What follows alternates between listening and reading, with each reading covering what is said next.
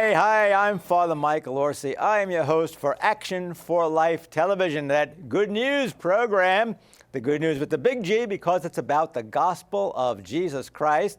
Can't get better than that, gang. And the little g, all the good things that people do to make the gospel of Jesus real in this world. And there are so many good things happening, and we like to share that good news with you. We have great people doing some very great things. And today we have with us Kim Elsmore. This is the lovely Kim Elsmore. She is the coordinator for the Family Life Office in the Diocese of Venice in Florida. Welcome. Thank you for having me. And we have with us, they are coming in from the Bayou, Louisiana, right? Are you in the Bayou?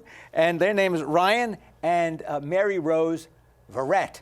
And they are the inventors of a new program for marriage preparation. We're going to talk about that. You know, we hear a lot about marriage, and it's kind of in trouble, and people are getting divorced, and what do you do to, you want to get ahead of the game. And getting ahead of the game in marriage means there's preparation. Everything else in life you do, right, you prepare for. And sometimes marriage is like an afterthought. You're preparing for, the bridal gown. You're preparing for the shower. You're preparing for the reception. But what about living together and loving together, and what's the role of the church? And their program is called Witness to Love, because you know why? Marriage for Catholics is a sacrament. And I talked to you about this in the past. Sacrament means an outward sign instituted by Christ to give grace, his life to his people. And in marriage, the couple is the sacrament, right? Yes. And God wants to use them to do his work. And when they mess up, you're kind of like stepping on God's toes. So we don't want that to happen. No, because they know, we don't do what God wants us to do. There's, we could go below, and we don't want that to happen. No, we don't want that to happen. All right, Kim, you know what? Once, many years ago, I was a family life director in New Jersey. How about that? That's all right. Amazing. So, that's why you know so much. Well, sometimes I do. Sometimes I do. But you know more than I do, because you're on top of the situation right now. And I would like to, first of all, tell the folks what a family life director does. And then we're going to talk about a special part of what you do, this marriage preparation. Okay, so what do you do? So I cover, a lot of times I give a little spiel. I say I do marriage prep, marriage enrichment, bereavement, divorce support, and anything that happens from conception to death that deals with the family. But a lot of my job is dealing with marriage preparation because it's so vast. And so as I've been in this position for 3 years, I kind of looked at the different programs, and I know right before I came, we had just started a new program from Ascension Press. And as time went on, I noticed, the divorce was still happening. And so what can we do to improve our marriage preparation? And so I was looking through different programs, and Witness to Love came about. And I looked further into it. I had brought it to the bishop, and the bishop was very excited about it because he had just been hearing about it from other bishops, and he said, hey, let's try this out. And over the course of 3 months, it came from let's piloting it to let's just institute it, because it's getting amazing numbers. And okay, I want to talk to you about this just for a moment. In the past, we had what we called pre-Cana. Yes. Okay? Yes. And it was a nice idea, Jesus was in Cana of Galilee, and he went to the wedding, and he had a great time for himself. And he kind of sanctified that event by changing the water into wine. All right. Now, pre-Cana is something that, that was one program for a different time. And met maybe a couple of nights, life skills and sacramentality. Yes. But we need more. Correct. Okay, so tell us a little bit about what this more is. So with this new program, it's inviting the couples to have another couple walk with them and to journey with them, so that they can fall back to that other couple that they know, hopefully from previous years, and it allows them to journey together, have someone to go to them, because as Mary Rose had stated in our training last week, that a lot of the couples, if they were given a mentor couple. Okay, let's go back on this. Yes. Okay, as I said, God uses marriage to sanctify his people. Husband and wife sanctify each other. Correct. Okay, but then they are also going to be a means whereby other people are sanctified, Yes. made holy, brought to God. Okay, now, in effect, marriage is all about evangelization. Yes. Right? Because we are called to be witnesses of God's love. So if you have a couple that love each other and have a wonderful marriage, and well, that's something people say, "Hey, I want that." Exactly. Yeah, I want that. Yes. And then you talked about this mentoring idea, and you got to find like a couple that are going to be like real role models. Yes. All right. Well, Without even realizing it. yeah, I know. And like, how do you find these role models and say, "Hey, I want to be like that"? Well, a lot of the couples actually know someone and they look up to an older couple, maybe a few years older than them, maybe quite a few years older than them. And so they already kind of have a couple in mind. They already kind of have a couple in their life. Maybe not a close relationship yet, but they have a couple in mind that they are going to ask to walk alongside them in their journey. All right, of so engagement. somebody comes to me at St. Agnes, the Yes. greatest parish in the diocese, as you well know. Yes. All right, and they say to me, "I want to get married." Well, we want to get married. All right, and I say to them, "Well, we got to find you a couple to mentor you." Do they get a choice? They do. They do, and that's the beauty of this program. But also the scary part, because in years past, it's always been, will you find them a mentor couple that goes along with all the teachings of the church, that can really give them what they need? And what they have found is that these mentor couples, they're not going to them after they're married and they're going through struggles, because, well, they're so great and their marriage isn't so great. And so what are they going to tell them? That they're either going to be judged or they're going to be seen as, well, this shouldn't be happening if you're a true faithful Catholic. But the reality is all marriages struggle, and all marriages go through some sort of lack of communication. And with this program, they're choosing this couple to help them walk through that they have chosen because they see something in it. And so as they're walking through, they're building a bond that would normally take quite a few sessions. Okay, so they pick a mentoring couple, all right, and then this couple accompanies them to the altar. Yes, and after. And after. Okay, Yes. so they meet the couple, they get to know the couple, they become friends. They might have been friends already. Well, they generally are friends already. Okay, and then even after they get married, the hope is that they will continue to help each other, because Yes. well, once you get married, I mean, sometimes that's when the trouble starts. Exactly. I mean, I know these couples. I mean, some of them. I know you're not going to believe this, but they live together before they get married. Yes, yes. Folks. It happens. It does, Right? it does. And then all of a sudden they get married, and then all of a sudden they don't like each other anymore. I know. I mean, it's what's crazy. going on I here? don't understand why that happens. And it happens more often than not. I know. Yes. All right. So anyway, we have a little bit of a solution to this now. See, folks, this is more long term. Yes. Long term. Well, folks out there think, well, you got to church, the priest said, till death do you part, goodbye. You have the sacrament, you're good to go. Yeah, but that's not the way it works, because like the spiritual life, we got to build on the spiritual life. Yes, Okay. yes. Now we have two builders out there in television land, Yes. in the bayou. In the bayou, yes. Okay. And this is Ryan and Mary Rose, and these are the ones that invented this program, right? Yes, and they through trial and error. Uh-oh. Their own personal story here? No, right, not their own personal story, right. she'll tell you. All right, you want to tell us about it. Tell us how this happened. Absolutely. Thank you for having us.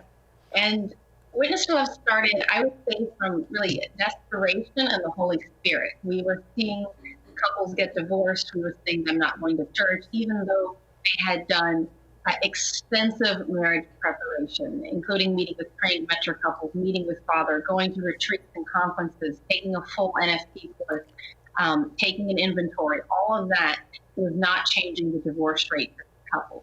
It remained at 23% at 5 years after the wedding day, which is what the expected average would be for couples getting married in the Catholic Church. And so we also saw church attendance was below 10%, which is also the expected average church attendance for newly married couples. And so we realized that in desperation, we had to do something different.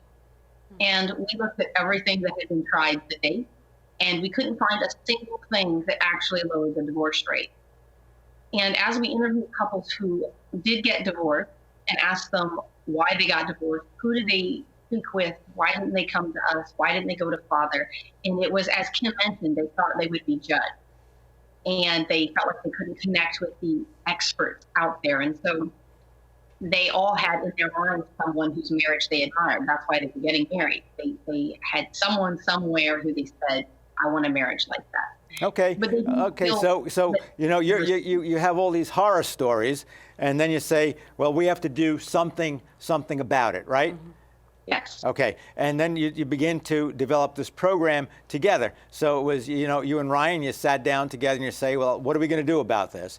And did you use your marriage as like a model, or, well, Madam Directress, how much time do I have left?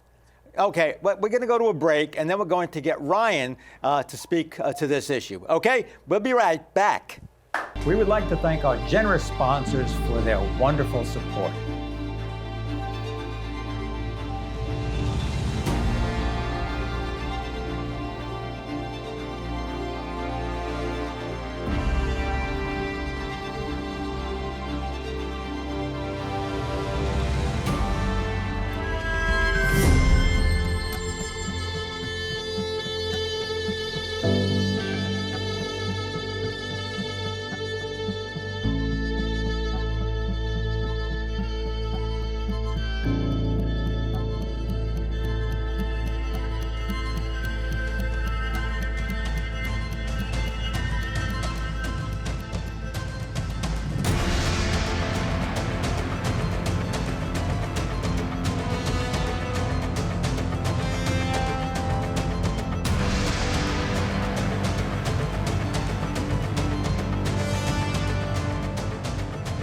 As you can imagine, producing this wonderful program, Action for Life, it costs a great deal of money. We're going to need your help.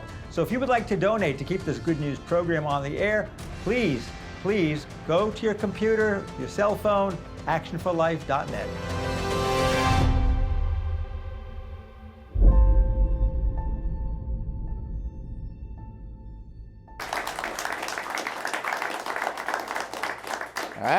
And we're back. We're back with Kim from the Diocese of Venice in Florida, and we are back with the Verettes. Well, half of the Verettes. Somebody's missing. Well, how many kids do you have? Right back.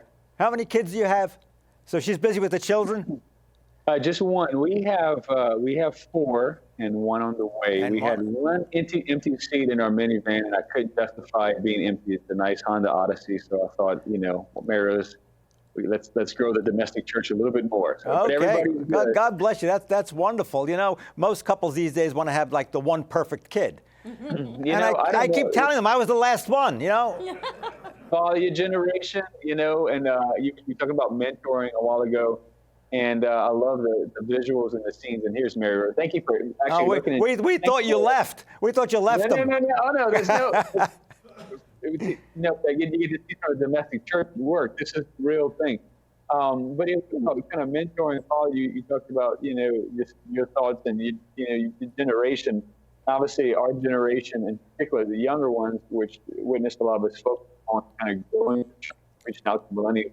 I mean, okay, let's talk about. We have a problem. You're telling us this is what with.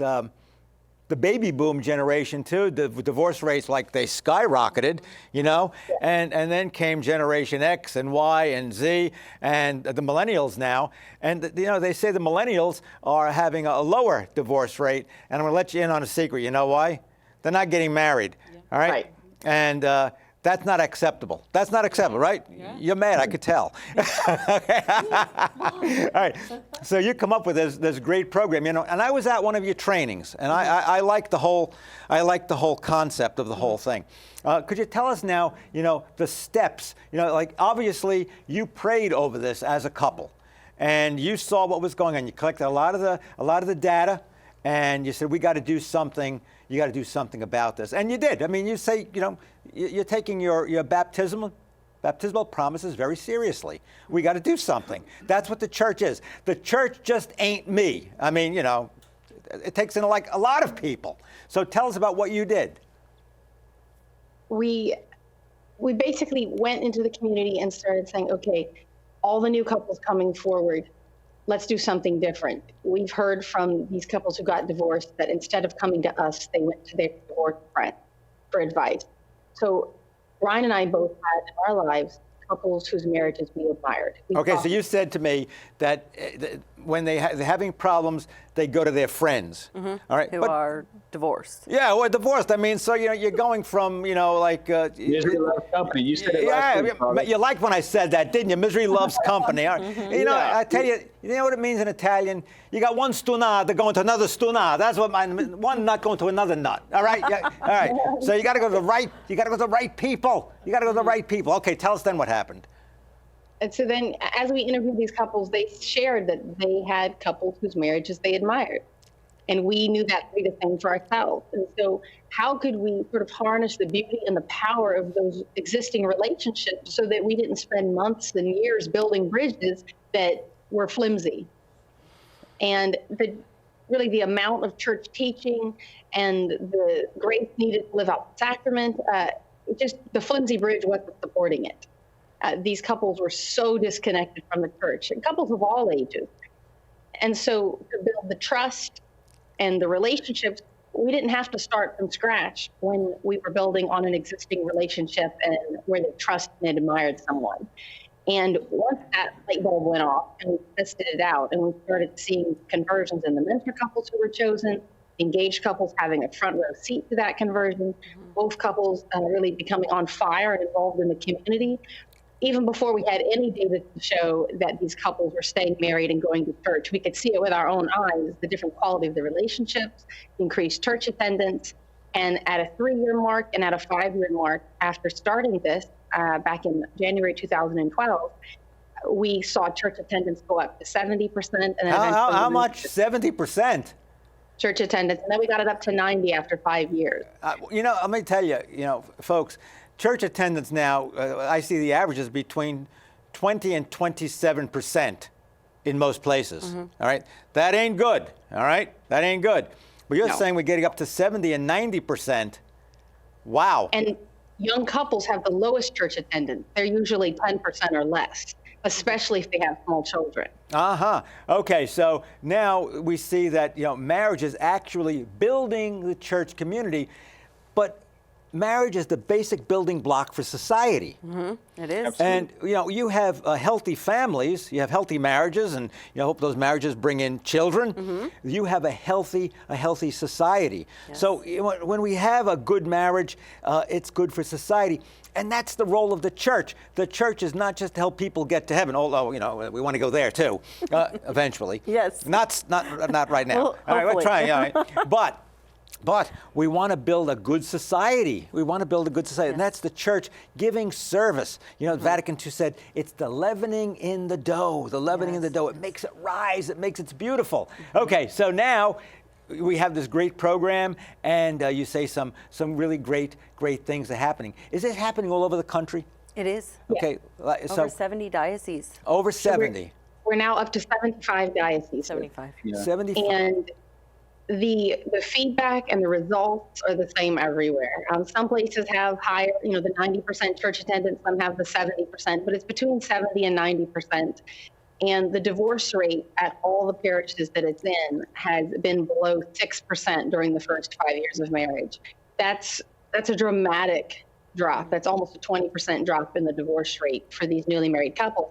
And the divorce rate peaks at 4.5 years after the wedding day. And so after that, it falls off. It's the first 5 years that are critical it's also the years that we lose these couples. They never set foot in the church during the marriage prep process other than maybe the rehearsal, and then they're gone after the wedding day. But these couples integrate into the church during marriage prep. They become part of the community, and the mentors are really their connection to community, and they continue after the wedding day. So they're there, and their sacrament is being fed. You It's know not what rocket science that You they're know what I doing. found interesting? One of my grave concerns, and maybe one of my original doubts was, how do you keep connected with the mentoring couple? Because everybody moves around all over the country these days. In the old days, you lived in the same neighborhood. Kumada Mary was over here and Kumba Steve was over there. You know Yes, Italian? yes. No. That means, all your paisans were all around and Yes. all the aunts and uncles. And you had like a built-in community there. But now, everybody is like everywhere. Yes, And yes. maybe you mentor a couple, live someplace, and then maybe you move away because, your job took you someplace else. Well, how do you keep in touch? What do you do? Well, go ahead. You fly, you Skype. The couple who really mentored us, and the husband actually walked me down the aisle for our wedding because my parents are divorced, so my dad was out of the picture. This couple, we call on the phone, we Skype, we go see them in person, they come see us. We stay connected. They were even in Hawaii, and we were still seeing them when they would come back to the mainland. So if there's a really beautiful relationship, you do what you can to keep it going. So just because aunt or uncle moves out of town, you don't ever talk to them again. That's not how it works. If it's a good relationship, you maintain it. Okay. We definitely agree that millennials today definitely have this huge tendency to isolation. But obviously it's not just millennials, even older people. There's a lot of loneliness in society, and the experience in the past has been essential. But people still today have opportunities to connect. And I think when these couples are coming to the church seeking the sacrament of matrimony, we have an opportunity to introduce them to the life of the Church of Christ. And the process, the methodology of witness to love is established upon, we would say, an early church catechumenate model of marriage prep, which is using virtuous relationships in the Lord to be the foundation of catechesis. And the catechesis makes a lot more sense. I said it earlier. I learned this from another priest, that rules without relationship lead to rebellion.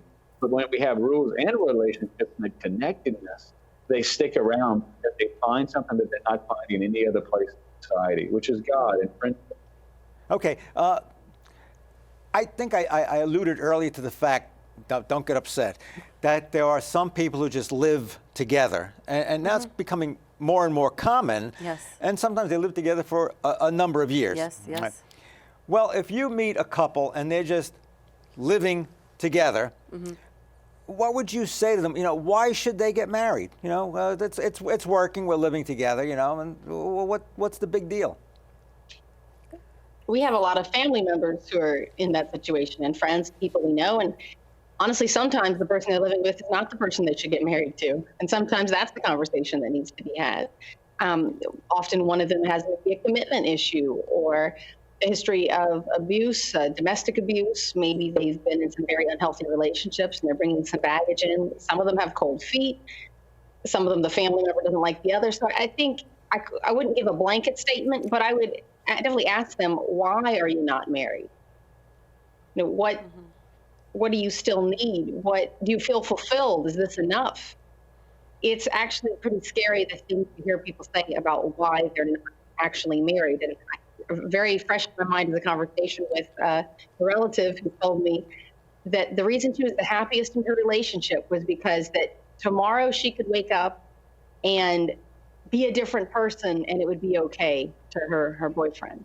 Wow. Yeah. He could be a different person. To me, that's scary as what. That's the opposite of what our hearts were created for. Yeah, it's kind of it's instability. It is. But you know what? I would think, Kim, with marriage, there's so much more. We talk about the idea of permanence. You don't have to have that fear. You shouldn't have that fear. Something goes wrong, we're walking out. All right. Faithfulness. It's with one person, and there's so much like serial cohabitation too. It's like, you know, you try somebody out for a year or two, and then you try somebody else out, and that kind of behavior, it follows you. It does. Yeah. You have to actually make a conscious effort to change that, so that. And I think with the marriage preparation, when people actually decide to get married, we have an obligation to help them realize that your habits need to change. Even if you are living together now, how is this going to be different? Because marriage is different, and it should be treated as such. Rich. It's much richer. Now I'm going to ask you another one. Like, you two are doing fine. You got 4 and another one on the way, right? Yes. Okay. How long you married? Almost 10 years. 10 years. Oh, another 5 at least. Okay. Now, what about kids? I mean, do you prepare them to have kids? Yes. I think that. Yeah. You know, I think something you were discussing just now and leading to the kids is that in the past, many people, or just for now, there's not a lot of decision process. Built into Witness to Love is a process of sort of discernment and decision and making decisions for God. But I would say kids being one of them. I mean, the church is teaching, this is the 50th anniversary of Humana Vitae. We haven't made a lot of progress in the past 50 years. As a church. As a church, per se, at least statistically, it would show that in some of the data. But our experience is that through this process of working with another relationship, another couple that already has children and seen the gift of children and generosity, they're more open. And the couples have children sooner. A lot of times the mentor couple will be on birth control, and through this process, they'll get off, and they'll get pregnant literally during the marriage prep process. And while the couple they're mentoring is getting prepared for the sacrament of marriage, the mentor couple is getting ready to have a baby. Holy cow. I mean, it's like catchy, huh? Even the mentor couple, I mean, no matter how old they are? Well, no. There are some limitations. The Zechariah and Elizabeth deal, you know, you never know.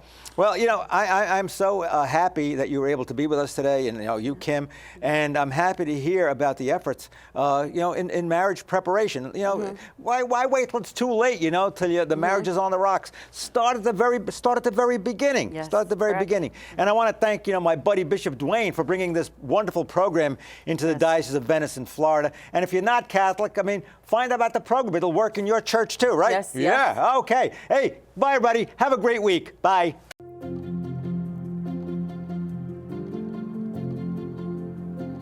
And now for our thought for the day. Prayer is extremely important. We're not fighting a battle just against earthly powers. We're fighting a battle against evil. Please take some time each day to pray and ask God for the strength that you need and that we need to keep up the battle for life. I'm Father Michael Orsi. I am your host for Action for Life Television, that good news program which talks about the gospel of Jesus Christ, the big G, and the little g, all the good things that people are doing to put the gospel of life into action. So please join us for the next episode of Action for Life.